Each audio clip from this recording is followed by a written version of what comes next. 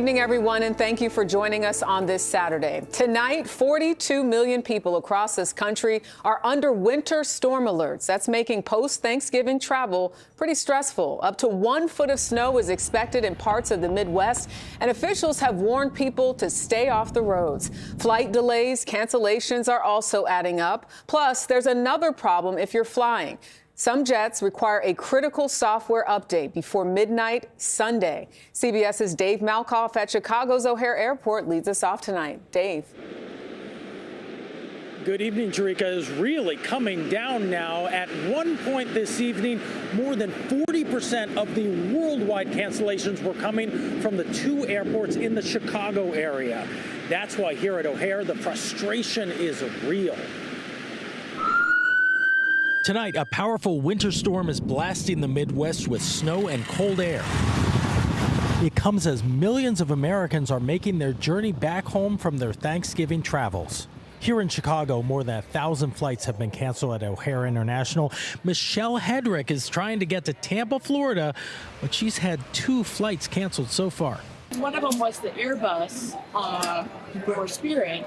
That the Airbus at 12 o'clock, canceled that. Did they say that it was because of the software issue? They did not. The FAA is mandating an emergency software update to correct a flight control issue for thousands of planes in the Airbus 320 family. The planes must be updated by Sunday morning or they will be grounded. The storm is impacting drivers as well. In Iowa, this interstate is covered in snow and ice. Many cars and trucks are sliding into ditches. Back at the airport, tomorrow is expected to be the busiest day. 3 million passengers are expected to fly nationwide. It's looking like I could spend the night here if I wanted to, or I could rent a car. Think about that. If she drove right now from Chicago to Tampa, it would take her 18 hours. We're talking about more than 5,000 delays and 1,500 cancellations across the country. That's a lot of people trying to get home. Yeah, you got to do what you got to do. Dave Malkoff, thank you. For new details on the cross-country storm and what it means for your return home, let's check in with CBS News meteorologist Andrew Kozak. Yeah, good evening, Jerika. Tonight, 50 million Americans are still underneath winter weather alerts, advisories, warnings all across the Great Lakes, the northern plains, areas like Des Moines.